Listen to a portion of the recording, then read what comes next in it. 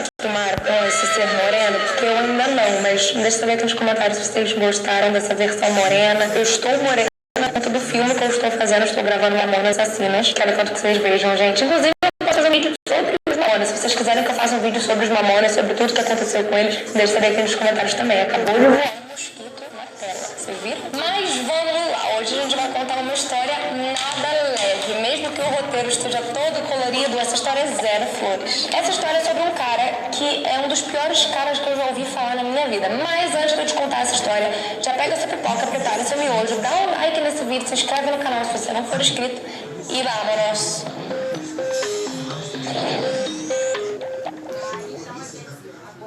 Gary Heidnik é o nome desse protagonista da história de hoje, mais conhecido como o maníaco da Casa dos Horrores. Então a gente já sabe que realmente não vai ter coisa boa por vir. Já vou avisando que o conteúdo é bem pesado, então alerta aqui, avisos. Gary Heidnik nasceu no dia 22 de novembro de 1943. Tem tempo, viu? Em Eastlake, Ohio. Ohio sempre tem umas coisas doidas. Eu já fui lá, já estive presente no local. Tem uma vibe estranha. Ele era filho de Michael e Ellie Heidnik. É bom você saber o nome dos dois, porque os dois vão ter uma boa presença na vida dessa criança, que depois vai se tornar maníaco da Casa dos Horrores. Enfim, basicamente ele teve uma infância muito difícil. Desde criança, ele e o irmão mais novo dele, o Terry, sofriam muito na mão do pai. O pai era mega abusivo. Ele humilhava, batia, maltratava os dois. Já não bastasse o pai ser muito louco e mau, a mãe era alcoólatra, então ela mesma não tinha condição de tomar conta nem dela, muito menos das duas crianças. Então os dois foram educados, entre muitas e muitas aspas, pelo pai. Muitas aspas. A vida do Michael, do pai, era basicamente humilhar os filhos. Essa era a vida dele, a grande diversão. Uma vez ele obrigou os dois filhos a usarem uma calça que tinha um alvo na bunda das crianças. E ele e os colegas ficavam chutando os filhos. Assim, por que você vai chutar o seu filho na bunda? Por que você vai botar um alvo na bunda da sua criança, meu anjo? Isso tudo antes dele completar 4 anos de idade, tá? Só pra vocês terem uma leve ideia. Além disso, o Gary sofria com um problema na bexiga. Então, às vezes, ele fazia xixi na cama, xixi nas calças. E quando ele fazia xixi na cama, o pai dele fazia questão de humilhar ele, pegando o lençol todo com xixi e botar pro lado de fora da casa, pra todo mundo saber que ele tinha feito xixi na cama. Olha que pai legal. Com 4 anos, o Gary foi morar só com o pai, porque a mãe e o pai acabaram se divorciando, e ele ficou com o pai. Na escola, ele não interagia com os amigos, não gostava de fazer contato visual com ninguém, além de ser muito zoado por ter a cabeça com um formato estranho. Tem histórias e versões que dizem que quando ele era pequeno ele acabou caindo e batendo a cabeça, então a cabeça dele ficou com um formato esquisito, mas não é 100% um fato, então não sabemos. Mas apesar de tudo, ele era um ótimo aluno e tinha um QI altíssimo, 148. Com 14 anos, o Gary se matriculou na academia militar e ficou 2 anos por lá, mas ele acabou desistindo antes de se formar. Daí, quando ele fez 17 anos, ele acabou entrando pro exército dos Estados Unidos e serviu durante 13 meses como médico. Então a gente já entende que ele pegou algumas experiências aí como médico, e vocês vão entender depois por que eu tô falando isso. Depois ele foi transferido para San Antonio, no Texas. Só que ele não ficou muito tempo por lá e foi transferido para um hospital na Alemanha Ocidental. Então ele foi dos Estados Unidos para a Alemanha. Poucas semanas depois de ter chegado na Alemanha, em agosto de 1962, ele começou a passar muito mal, foi examinado e foi diagnosticado com gastroenterite e também sintomas de uma doença mental. Em outubro de 1962, ele foi transferido para um hospital na Filadélfia, onde ele foi diagnosticado com um transtorno de personalidade esquizoide e, consequentemente, ele foi dispensado do exército. E aí ele começou a receber uma pensão por não ser hábil para trabalhar. Ele não podia trabalhar, então ele começou a receber uma pensão do governo. Depois disso, o Gary ficou entrando e saindo de hospitais psiquiátricos e ele tentou suicídio mais de 13 vezes. A saúde mental dele só piorava, como podemos ver. Ele abriu mão 100% da higiene pessoal, não escovava dente, não tomava banho, tipo assim, higiene pessoal pra ele, ó. O que era? Começou a ter umas manias estranhas, começou a só se comunicar por bilhete, ele não gostava de falar. Inclusive, ele ficava alguns meses sem falar uma palavra, tipo assim. E aí que a gente vê que a saúde mental da família inteira não era boa. Em 1970, Ellie, a mãe dele, acabou tirando a própria vida. O irmão dele, ou o irmão mais novo, Terry, acabou passando também por vários hospitais psiquiátricos e também já tentou tirar a vida algumas outras vezes. Então você vê que a saúde mental da família não era.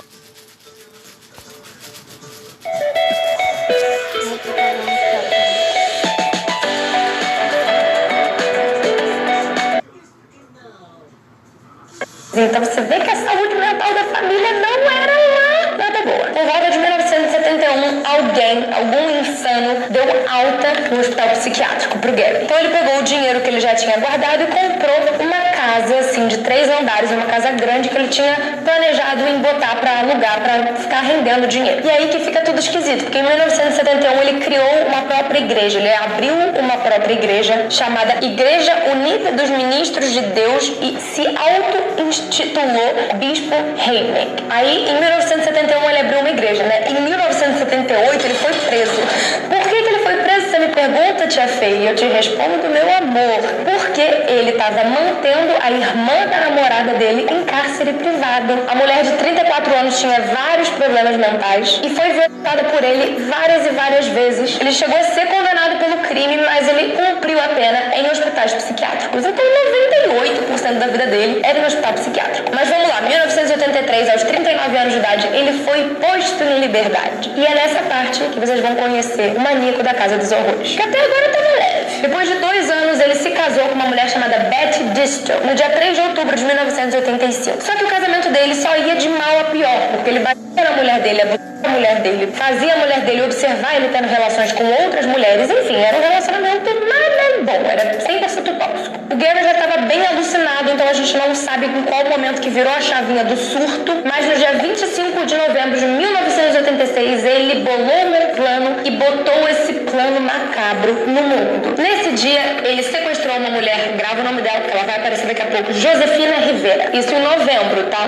Em janeiro do outro ano, ele já tinha sequestrado mais 4 mulheres. As 4 mulheres foram sequestradas e amarradas no porão daquela casa que ele tinha comprado, de 3 andares, que ele tinha botado para alugar. Pegou a casa de volta e aquela virou a Casa dos Horrores. E lá, elas foram espancadas, torturadas, estupradas. E algumas pessoas diziam que ele queria engravidar todas elas. Uma dessas mulheres, Sandra Lindsay, morreu com uma combinação de fome e tortura e febre não tratada. E para se livrar do corpo, o Gary teve a linda ideia de desmembrar o corpo dela, né? Cortar em várias partes. Só que ele teve um pouco de dificuldade com os braços e com as pernas. Então ele resolveu colocar essas partes no freezer. Só que não acaba por aí, porque ele vai conseguir fazer isso ficar mais bizarro. Para ficar mais bizarro, olha o que ele vai fazer. Ele cozinhou as costelas dela no forno e ferveu a cabeça dela numa panela. Vocês estão ouvindo o que eu tô falando? Porque às vezes eu acho que eu falo e não dá para entender o nível da bizarrice das histórias. Alguns vizinhos acabaram